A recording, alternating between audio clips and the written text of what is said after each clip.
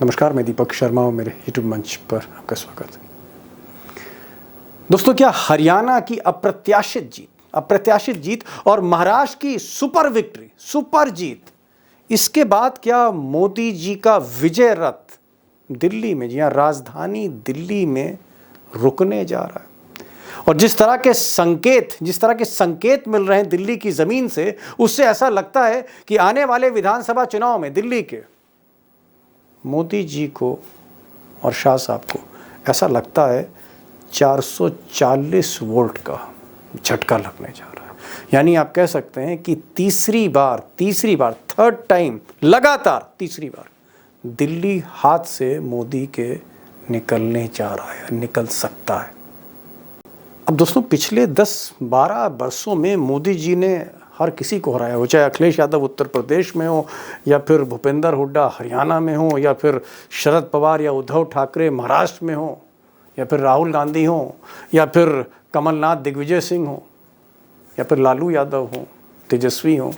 मोदी ने हर जगह हर बड़े छत्र को हराया है, लेकिन एक ऐसा आदमी है जिसको अब तक मोदी जी हरा नहीं पाए। बल्कि मैं यूं कहूंगा कि हार और जीत का अंतर बीजेपी और आम आदमी पार्टी में इतना ज्यादा है दिल्ली में, ऐसा लगता है कि मोदी और शाह के बस की बात नहीं है केजरीवाल को हराना, क्योंकि कहीं ना कहीं मोदी की हर बात की काट केजरीवाल तैयार कर लेते हैं। सूरजमल विहार में पूर्वी कैंपस और द्वारका में पश्चिमी कैंपस पर अब तेजी से काम होगा।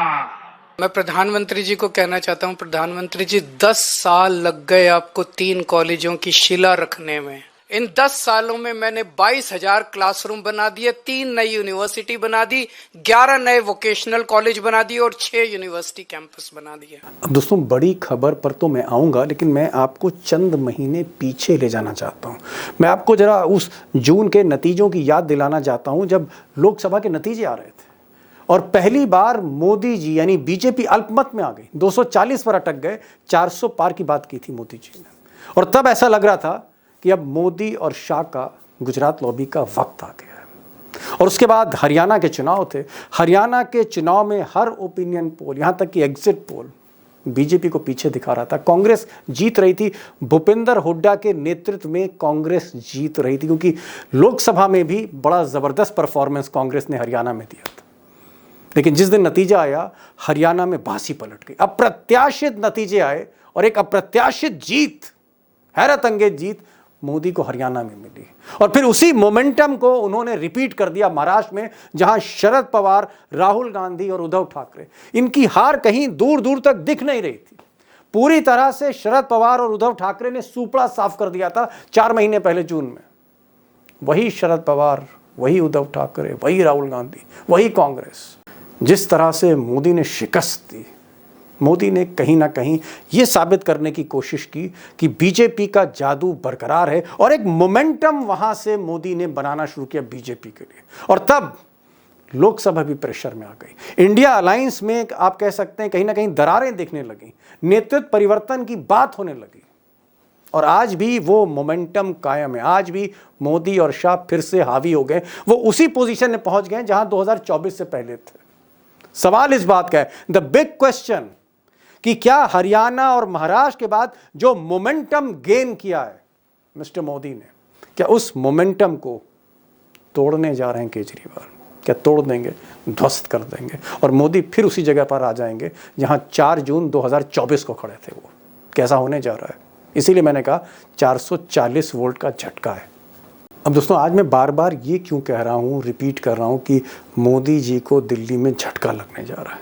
उसकी वजह यह है कि अभी तक जितने भी सर्वे आए, इंटरनल सर्वे, गोदी मीडिया ने ज़्यादा बड़े सर्वे किए नहीं, जो पार्टी के सर्वे आ रहे हैं, इंटरनल सर्वे आ रहे हैं दिल्ली के नतीजों को लेकर, संभावनाओं को लेकर, या कुछ इंडिपेंडेंट एजेंसीज ने सोशल मीडिया की, उनके जो आंकड़े आ रहे हैं, अगर उसका आप एक एवरेज निकालें, औसत निकालें, तो आम आदमी पार्टी आगे चल रही है। और लब्बो-लुआब ये है कि 45 प्लस सीट, 45 यानी 70 में 45 सीटों पर आगे चल रही। मैं इसका ब्रेकअप फिर किसी अगले वीडियो में दूंगा। 45 सीट्स पर आगे चल रही है। बेसिक बात ये है, बीजेपी काफ़ी पीछे है और कांग्रेस को किसी चमत्कार की प्रतीक्षा है। कांग्रेस कोई चमत्कार करे तब वो दिल्ली के चुनाव में कुछ डिसरप्शन पैदा कर सकती है, कोई उतार चढ़ाव ला सकती है। अगर कांग्रेस मजबूती से आगे नहीं बढ़ती, बीजेपी सुपर परफॉर्मेंस नहीं देती, मोदी जी का जादू नहीं चलता है, तो फिर ये जो 45+ सीटें हैं ये 50 भी हो सकती हैं, ये 40 भी हो सकती हैं। लेकिन हर सूरत से ऐसा लग रहा है कि मिस्टर केजरीवाल की जेल जाने के बावजूद, तमाम तोहमतें लगने के बावजूद सरकार उनकी बन रही है। अब केजरीवाल का मुकाबला एक ही सूरत में फंस सकता है, और जो एक्सपर्ट्स कहते हैं, दिल्ली के एक्सपर्ट्स कहते हैं, सेफोलॉजिस्ट कहते हैं कि अगर बीजेपी पिछली बार की तुलना में 2-3% आगे वोट शेयर उनका बढ़ा, यानी पिछली बार 38.5% उनका था, 38% वोट शेयर था, ये बढ़ के अगर 42 तक आता है, 42% प्लस हो जाता है। और अगर कांग्रेस जो है, जिसको पिछली बार बहुत कम वोट शेयर था, वोट मिले थे, मुश्किल से 4.5%, 4.26, अगर कांग्रेस 4.25 से बढ़ के 4.5 से बढ़ के अगर 10% प्लस वोट शेयर लाती है, और इन दोनों पार्टी का वोट शेयर 52+ होता है, तब जाके दिल्ली की विधानसभा में केजरीवाल को कहीं ना कहीं फंसाया जा सकता है। तब कोई त्रिकोणीय मुकाबला होगा। और अगर ऐसा नहीं हो रहा, अगर ऐसा चमत्कार नहीं हो रहा, तो जैसे मैंने पहले कहा कि 440 वोल्ट का करंट मोदी और शाह को लगने जा रहा है, इस तरह की संभावनाएं दिखती हैं। अब दोस्तों, सबसे बड़ा सवाल ये है कि क्या आने वाले 15 दिनों में मोदी कोई अपनी तरकस से कोई तीर निकालते हैं, या अमित शाह कोई सरप्राइज़ देते हैं केजरीवाल को फंसाने के लिए? कुछ ऐसा होता है, कुछ खेल होता है। और अगर ये खेल नहीं होता, चमत्कार नहीं होता, और केजरीवाल अगर तीसरी बार जीत जाते हैं, तो क्या वाकई मोदी को झटका लगने जा रहा है और ये विजय रथ रुकने जा रहा है, जिसके इम्पैक्ट सीधे सीधे नेशनल पॉलिटिक्स पर होंगे, बिहार के चुनाव पर भी होंगे, लोकसभा में भी होंगे, जहाँ मोदी जी अल्पमत में हैं। नीतीश नायडू भी कुछ ना कुछ सोचेंगे, क्योंकि बिहार में भी खिचड़ी पक रही है। तो ये जो हार और जीत है, ये एक डू और डाई सिचुएशन है मिस्टर मोदी के लिए। उनको मोमेंटम बनाए रखना है। क्या वो मोमेंटम जो हरियाणा में हासिल किया, महाराष्ट्र में उसको कंसोलिडेट किया, क्या वो दिल्ली में उसको परफॉर्म कर पाते हैं, होल्ड कर पाते हैं? उस मोमेंटम को देखना होगा। बहुत ही क्रूशल इलेक्शन है दिल्ली का। आप सिर्फ इसमें मत जाइए कि छोटा राज्य है, इसका इम्पैक्ट बहुत ज़्यादा। अब दोस्तों, आज मैंने 2 खास मेहमानों को बुलाया, जिसमें जगदीश ममगाई साहब हैं। अब जगदीश जी जो हैं वो 40 वर्षों से दिल्ली के चुनाव में कहीं ना कहीं आप कह सकते हैं सक्रिय रूप से शरीक रहे, एक उम्मीदवार के तौर पर, या फिर बीजेपी के आप कह सकते हैं वो रणनीतिकार थे, एमसीडी के चेयरमैन थे, फिर उन्होंने बीजेपी छोड़ दी, आज की तारीख में पॉलिटिकल एनालिस्ट हैं और वाकई क्रिटिकल हैं बीजेपी को लेकर, आम आदमी पार्टी को लेकर, कांग्रेस को लेकर। मैंने कहा इस तरह का एक शख्स चाहिए जो आपसे रूबरू कराऊं, जो दिल्ली को भी जानता हो और किसी पार्टी में भी ना हो। वो बीजेपी में थे, लेकिन आज बीजेपी के लिए बहुत क्रिटिकल हैं। उनको ज़रूर सुनिएगा कि अंदर की कहानी क्या है। क्या वाकई जगदीश जी भी कह रहे हैं कि मिस्टर केजरीवाल आगे हैं? क्या वो कह रहे हैं, जो धुर विरोधी हैं केजरीवाल के, क्या वो ऐसा कह रहे हैं? एमसीडी के चेयरमैन रहे वो, तो उनको सुनिएगा। और साथ में उमाकांत जी को सुनिएगा, जो पिछले 30-35 वर्षों से दिल्ली के चुनाव को लगातार कवर करते जा रहे हैं। मेरा सीधा सवाल है शुरू में, मोदी ने और अमित शाह ने जितने घोड़े खोलने थे सारे घोड़े खोले। लिकर का स्कैम खोल दिया, कट्टर ईमानदार को मोदी जी ने कहा एक कट्टर बेईमान है, एक एक करके सबको जेल भेज दिया, जैसे कोई बारात जा रही हो जेल में। पहले सत्येंद्र जैन जेल में गए, उसके बाद उप मुख्यमंत्री जेल में गए मनीष सिसोदिया, फिर संजय सिंह जेल में गए, फिर केजरीवाल जेल में गए। थोक के भाव पूरी पार्टी जेल में भेज दी जो सीनियर लीडरशिप थी, और उसके बाद धीरे धीरे उनकी बेल भी होती गई।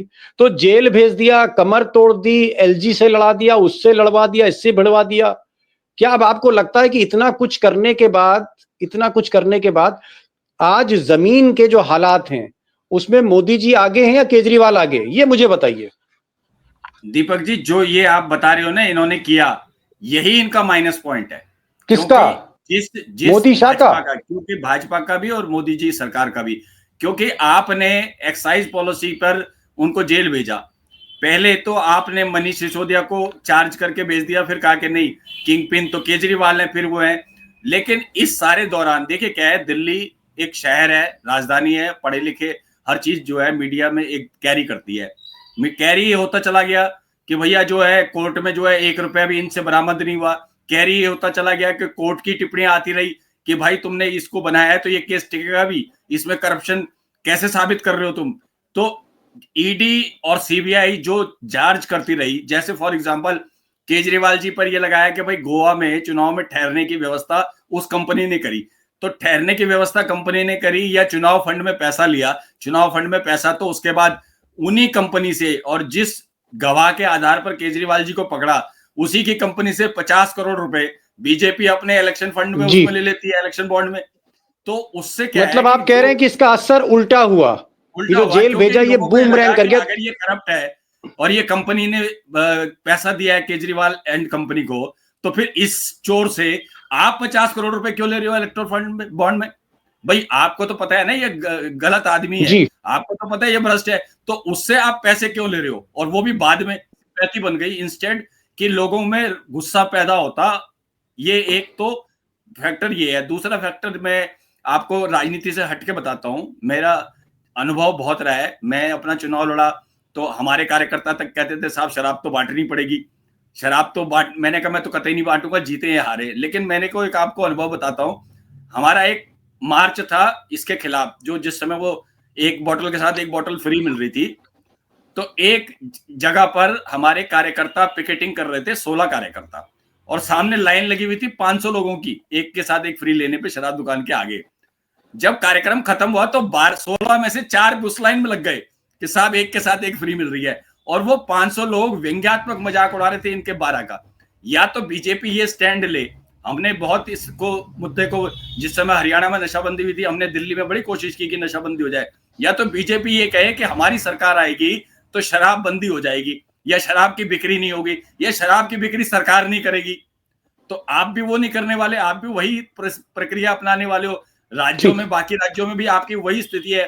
तो इसलिए क्या है कि वो जो आरोप है वो आरोप उस तरीके से बना के धीरे धीरे क्या है कि उसमें वो बचते चले गए, और जो करप्ट की छवि है वो धीरे धीरे धूमिल होती चली गई। आज की डेट पर आप एक्साइज पॉलिसी पर, उनके करप्शन पर वोट मांगने जाओगे तो वो लोग बहुत गंभीरता से उसको लेंगे नहीं। जी, एक चीज मुझे बताइए, क्योंकि आप जगदीश जी चुनाव भी लड़े, आप एमसीडी के चेयरमैन भी थे, आज आप राजनीतिक विश्लेषक हैं, आपने 20, 25, 30 साल दे दिए दिल्ली के चप्पे चप्पे को, आप जानते हो, यहाँ से चुनाव भी लड़े, चुनाव लोगों को लड़वाया भी, आज आप चुनाव कवर कर रहे हैं। मैं एक चीज जानना चाह रहा था कि फीडबैक क्या, what is the feedback of Delhi? क्या केजरीवाल ये चुनाव जीत रहे हैं, या केजरीवाल का चुनाव फंसा हुआ है, या त्रिकोणीय फाइट है कांग्रेस, बीजेपी और आम आदमी पार्टी की, या आम आदमी पार्टी बीजेपी की फाइट है? क्रक्स क्या है? अगर निचोड़ में पूछूं आपसे 2 लाइन में, तो क्या है इस वक्त जमीन की स्थिति क्या है? देखिए, परसेप्शन ये है कि आएगा तो केजरीवाल, जैसे लोकसभा में मोदी जी का था, पर सीट, मतलब परसेप्शन ये है कि कुछ सीटें कम हो जाएंगी, कुछ सीटें कांग्रेस एक आध सीट ले जाएगी, बीजेपी की कुछ सीटें बढ़ जाएंगी। लेकिन मैंने पिछले 6 महीने में एक आदमी ये कहता नहीं सुना पब्लिक में से कि भाई बीजेपी आएगी, बाकी तो केजरीवाल तो कहीं नहीं है। परसेप्शन यही है कि आएगा तो वही, सीट कम हो सकती है, या सीट कितनी रहेंगी, या कोई कहता है 60 आएंगी, कोई कहता है 50 आएंगी, कोई कहता है 55 तक आएंगी। हमारे जो अपना विचारधारा के लोग हैं, या जो जनरल मीडिया के लोग हैं, या आम पब्लिक के लोग भी, परसेप्शन तो यही है कि आएगा तो केजरीवाल ही, सीटों का सवाल है कि कितनी आएंगी। मैं जरा लखेड़ा साहब के पास आ रहा हूँ। लखेड़ा साहब, भाई जगदीश साहब जो हैं, एक पूरी उम्र इन्होंने दिल्ली को दे दी, चुनाव भी लड़े, एमसीडी के चेयरमैन भी रहे, बड़े इंपॉर्टेंट पदों पर भी रहे, बीजेपी में भी थे, कांग्रेस को भी जानते हैं, आज किसी पार्टी भी नहीं है, आज ये पॉलिटिकल एनालिस्ट हैं। तो ये कह रहे हैं, मतलब मुझे तो लगा कि बीजेपी का पक्ष लेंगे, लेकिन ये कह रहे हैं साहब बीजेपी के दम नहीं है। अगर बीजेपी पिछली बार 7 सीट लाई थी, इस बार अगर थोड़ा ज्यादा सीट लिया है तो बस इतना हो सकता है, सरकार बीजेपी की नहीं बन रही। अगर वाकई केजरीवाल आगे खड़े हैं, तो क्या लखेड़ा साहब आपको लगता है कि मोदी जी ने जिस तरह से हरियाणा जीता, जिस तरह से महाराष्ट्र जीता, एक मोमेंटम बनाया, उन्होंने बाउंस बैक किया, जिस तरह से वो लोकसभा में अल्पमत में आ गए थे, बाउंस बैक किया, क्या आपको लगता है कि वो मोमेंटम को केजरीवाल तोड़ने जा रहे हैं?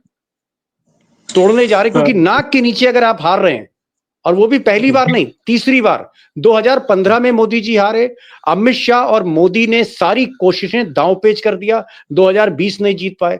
और अगर 2025 भी हारते, हार की हैट्रिक मिस्टर मोदी की, तो क्या आपको लगता है वो मोमेंटम टूटेगा जो हरियाणा और महाराष्ट्र में मोदी जी ने बनाया है? देखिए, खुमारी टूटेगी दिल्ली में। दिल्ली हार के बाद भारतीय जनता पार्टी ने जो एक औरा खड़ा कर रखा है कि हम हार ही नहीं सकते, तो दिल्ली की जनता, अगर भारतीय जनता पार्टी अगर इनकेस हारती है, जिसके हारने के चांस ज्यादा है, तो इससे भारतीय जनता पार्टी ने जो औरा थी हम कभी हार ही नहीं सकते, ये वो ध्वस्त हो जाएगा। दूसरा ये कि भारतीय जनता पार्टी के खिलाफ अगर सीरियसली कोई पार्टी लड़ रही है, आम आदमी पार्टी ये दिखाने की कोशिश कर रही है और कर सकती है जीतने के बाद, कि अगर सीरियसली भारतीय जनता पार्टी को आप गंभीरता से हराने की कोशिश करेंगे तो भारतीय जनता पार्टी हार सकती है। और भारतीय जनता पार्टी ने पूरा स्टेक, मोदी जी का स्टेक यहां प्रतिष्ठा दांव पर लगा दी है। और सीधी सी बात है कि अगर दिल्ली में भारतीय जनता पार्टी हारेगी, जैसे मैंने पहले कहा, तो ये सीधा सीधा मोदी जी का सीधा जो डिफेस हो जाएगी, मोदी जी की क्रेडिबिलिटी पर सीधा असर पड़ेगा। और ये हो जाएगा कि साहब मोदी जी को आपने दिल्ली के चुनाव में झोंक करके तब भी आप जीत नहीं पाए, तो आप कहीं नहीं जीत सकते अगर आप ईमानदारी से और निष्ठापूर्वक या इलेक्शन कमीशन का इस्तेमाल करके आप चुनाव जीतने की कोशिश करेंगे, तो आप नहीं जीत सकते। तो दिल्ली, मुझे लग रहा है कि एक मॉड्यूल होगा भारतीय जनता पार्टी और मोदी की राजनीति का, मोदी सरकार की पॉलिटिक्स का ध्वस्त होने का, डिमोलिश होने का, ये एक मॉड्यूल बन सकता है विपक्ष की पॉलिटिक्स के लिए। ये अलग बात है कि कांग्रेस और आम आदमी पार्टियां अलग अलग लड़ रही हैं अपने अपनी प्रतिष्ठा बचाने के लिए, लेकिन सवाल यह है कि जनता ये देखेगी कि जो कैंडिडेट भारतीय जनता पार्टी को हरा सकता है, खासतौर पर दलित बस्तियों में, माइनॉरिटीज बस्तियों में, और जहां कमजोर कम आय वर्ग के लोग रहते हैं, वो पूरी ताकत लगा देंगे कि भारतीय जनता पार्टी को जो कैंडिडेट हरा रहा है, चाहे वो आम आदमी का हरा रहा है, चाहे वो कांग्रेस का हरा रहा है, उसको वोट देंगे। और जो हार रहा है उससे वोट डाइवर्ट होकर के वो आम आदमी पार्टी को चले जाएंगे। और जहां आम आदमी पार्टी का कमजोर होगा, तो ये कुल मिला करके जो आपके सवाल का जवाब ये है कि ये भारतीय जनता पार्टी के लिए डू एंड डाई की लड़ाई है कि दिल्ली को देश का दिल कहा जाता है। और दिल्ली में अगर भारतीय जनता पार्टी चौथी बार हारी, तो मुझे लग रहा है 30 साल के लिए दिल्ली के नक्शे से बाहर हो जाएंगे। दिल्ली के नक्शे से बाहर होगी 30 साल, 30 years out of power in Delhi. बड़ी बात कह रहे हैं।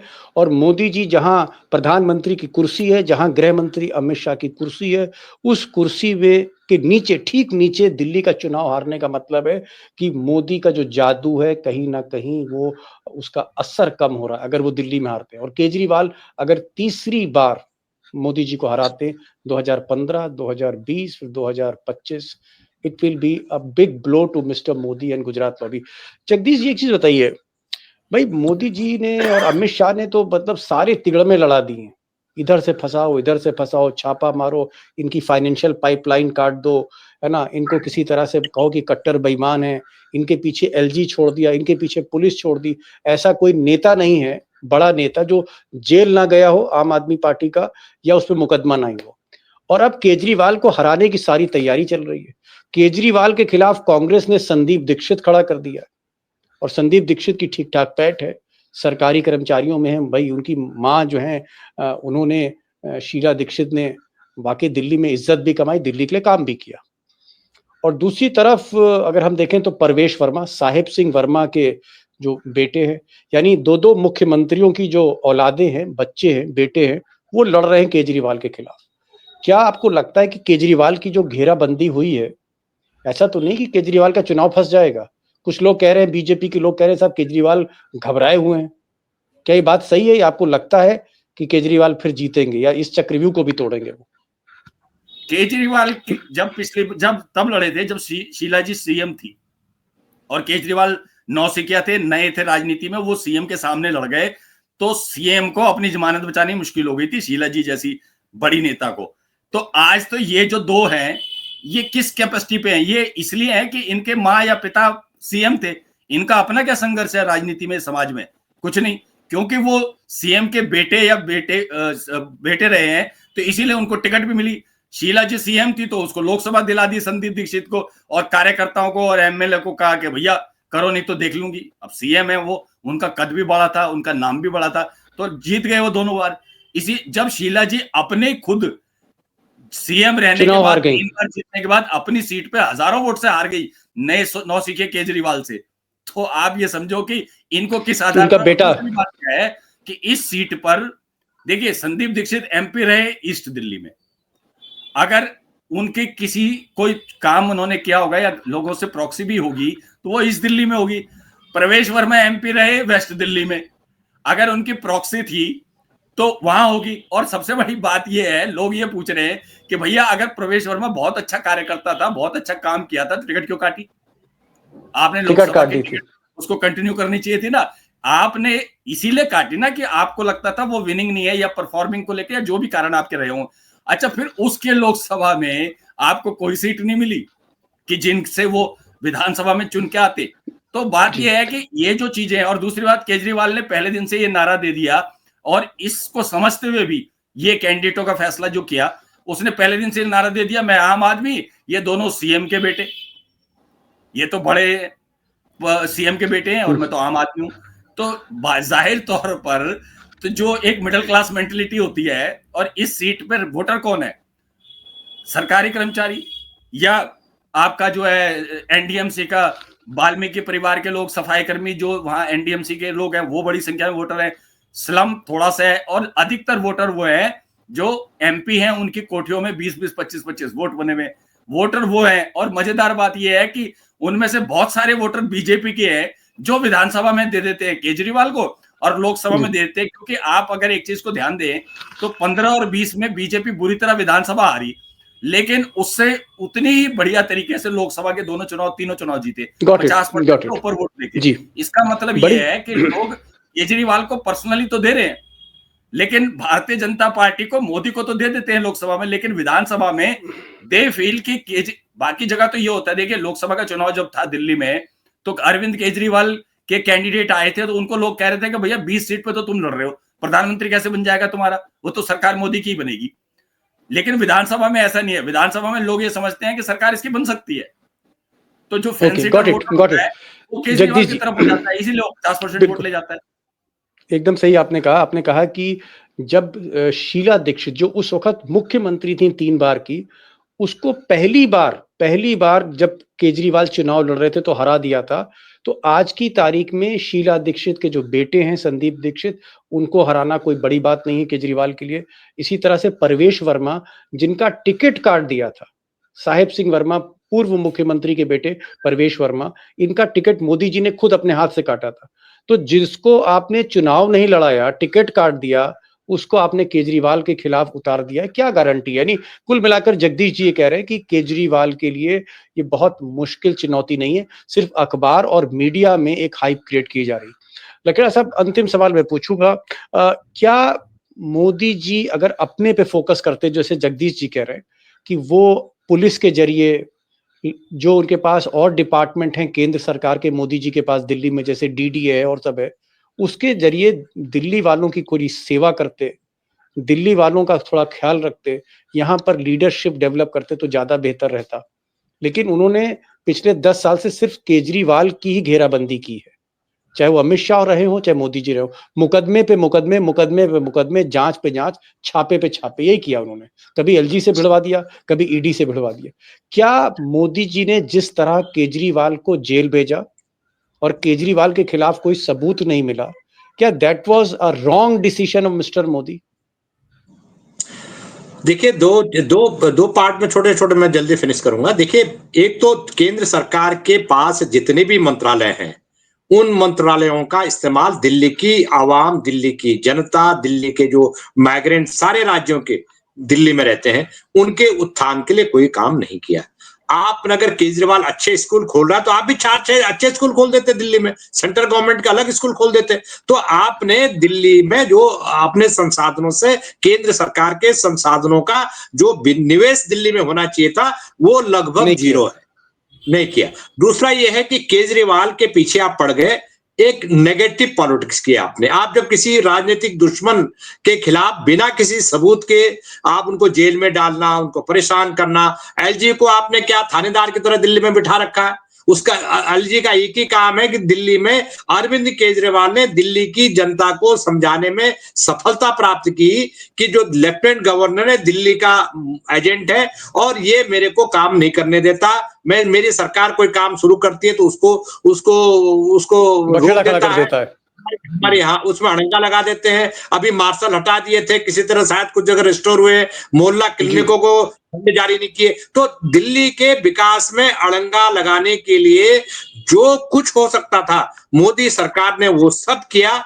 ऐसी स्थिति में जो नेगेटिव पॉलिटिक्स है, नेगेटिव जो गरीब जो वोटर्स है, गरीब लोग ज्यादा वोट डालने जाते हैं, उनको ये लगता है कि एक ही काम किया इन्होंने 10 साल में, केजरीवाल सरकार को परेशान किया। और सेंटर गवर्नमेंट इतनी ताकतवर सरकार है मोदी जी की, उन्होंने दिल्ली की जनता और दिल्ली के लोगों की जो माली हालत है और दो मिसहैंडलिंग की इन्होंने। एक तो दिल्ली में नोटबंदी डिमोनेटाइजेशन के बाद जो रेडी पटड़ी वाले हैं यहां से दिल्ली से माइग्रेट करके परिवार बर्बाद हो गए। दिल्ली में रोजी रोटी के लिए लोग आते थे और दिल्ली से लोग जब भागने लग गए। दूसरा कोविड की मिसहैंडलिंग, पूरे दिल्ली में तबाही मची या हजारों लोग मरे कोविड के दौरान मिसहैंडलिंग की। क्योंकि दिल्ली पुलिस का डंडा है, ये 144 कहते हैं, सारी दिल्ली में 144 लगी हुई है, लोगों को आप पट्टे होने नहीं देते। और दिल्ली पुलिस की जो बदनामी होती है, दिल्ली पुलिस जो गलत काम करती है, जो भ्रष्टाचार करती है, जो लोगों को परेशान करती है, उसका सारा खामियाजा मोदी जी के और अमित शाह के माथे पर लगता है।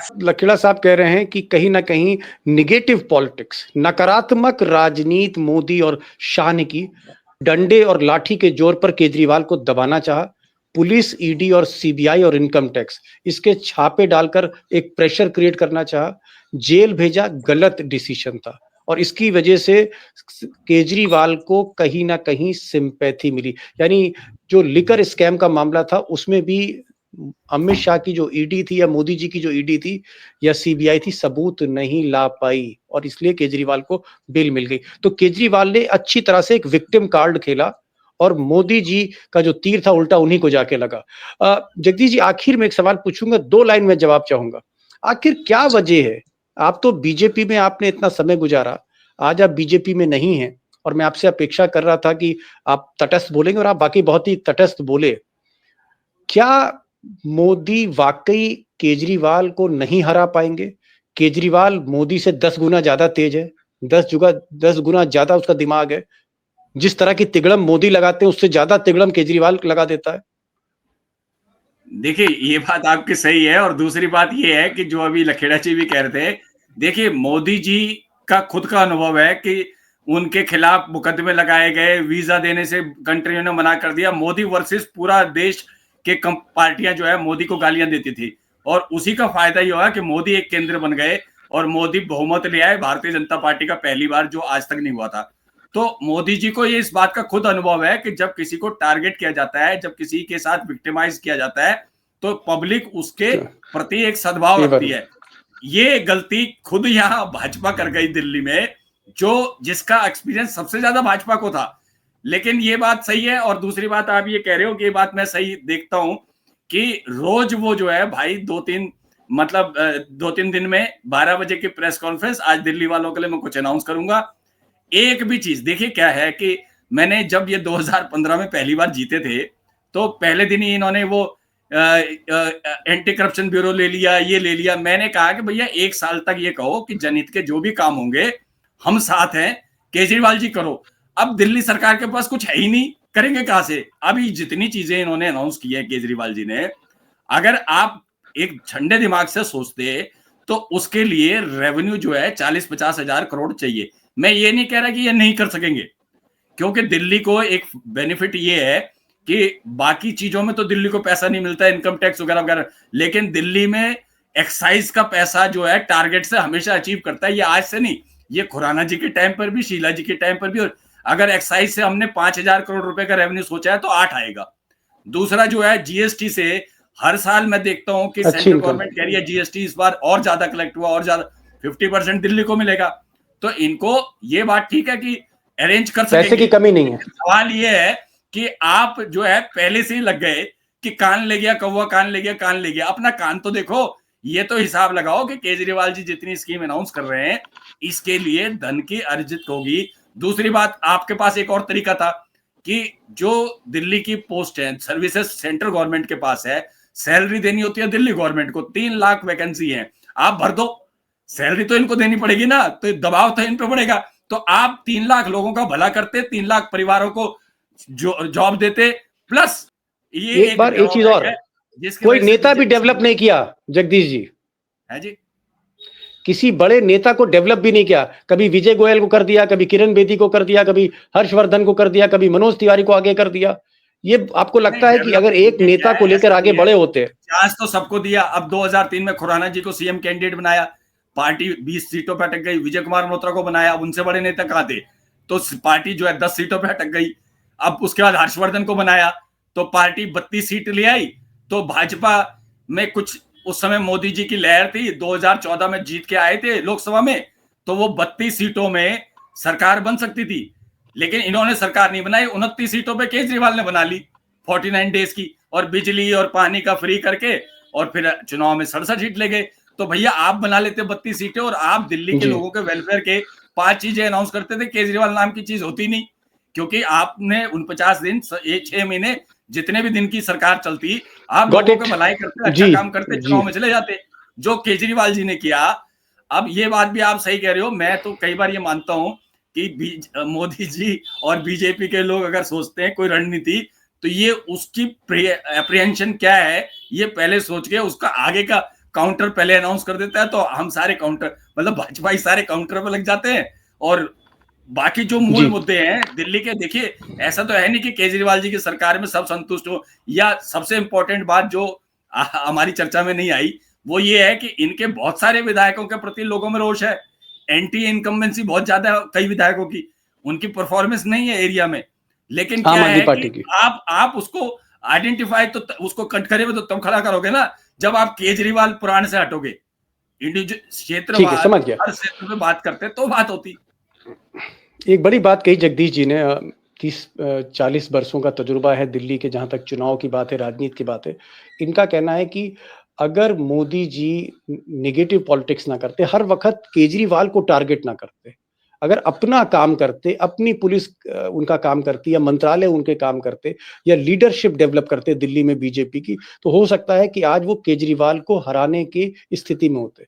लेकिन क्योंकि केजरीवाल को जेल भेजना, केजरीवाल पे छापे डलवाना, केजरीवाल के हाथों में हथकड़ियां डालना, केजरीवाल के विधायकों को जो है अलग अलग मुकदमों में फंसाना, यही काम अमित शाह करते रहे, यही काम मोदी करते रहे, और कहीं ना कहीं विक्टिम कार्ड जो है वो केजरीवाल ने खेला। उनको सहानुभूति मिली, उनको कहीं ना कहीं जनता की एम्पैथी मिली, और आज केजरीवाल फिर इस स्थिति में खड़े हो गए जेल से बाहर आके, जहां पर ये चुनाव पर वो अभी तक, जो जैसा जगदीश जी इशारा कर रहे हैं, भारी पड़ रहे हैं। और जगदीश जी का ये भी कहना है कि जो फीडबैक आ रही है, 50 सीट ला सकते हैं केजरीवाल, हो सकता है 50 से ज्यादा भी ले आए, लेकिन सरकार केजरीवाल की बन सकती है। और कांग्रेस को भी बहुत मेहनत करनी पड़ेगी। अगर कांग्रेस थोड़ी सी मेहनत करे तो हो सकता था कि ये मुकाबला त्रिकोणीय होता, लेकिन कांग्रेस ने भी उतनी मेहनत नहीं करी। तो चाहे बीजेपी हो चाहे कांग्रेस हो, दोनों ने मेहनत नहीं करी। केजरीवाल स्ट्रीट फाइटर निकले, स्ट्रीट फाइट करते हैं, सारा तिगड़म जानते हैं। अमित शाह अगर 2 कदम आगे तो 4 कदम आगे केजरीवाल रहते हैं। अगर मोदी जी चालाक हैं तो केजरीवाल सुपर चालाक है, और इसी वजह से कहीं ना कहीं वो बाजी बार बार जीत रहे। तीसरी बार अगर केजरीवाल जीतते हैं, 3rd टाइम, और मोदी जी को हराते, मोदी जी को नाक के नीचे हराते हैं, तो इसका मतलब कहीं ना कहीं दोस्तों केजरीवाल एक बहुत बड़ा सवाल लगाएंगे मोदी और शाह की रणनीति पर, चाणक्य पर भी सवाल लगेगा। और हरियाणा और महाराष्ट्र जीतकर मोदी जी ने जो मोमेंटम बनाया था, उस मोमेंटम को तोड़ने में भी केजरीवाल कामयाब होंगे। बहरहाल ये एक हमारा आकलन है, आगे आगे देखते क्या होता है। मैं फिर अपडेट दूंगा। जगदीश जी आप आए, लकड़ा साहब आप आए, बहुत बहुत शुक्रिया। Thank you so much for joining this programme.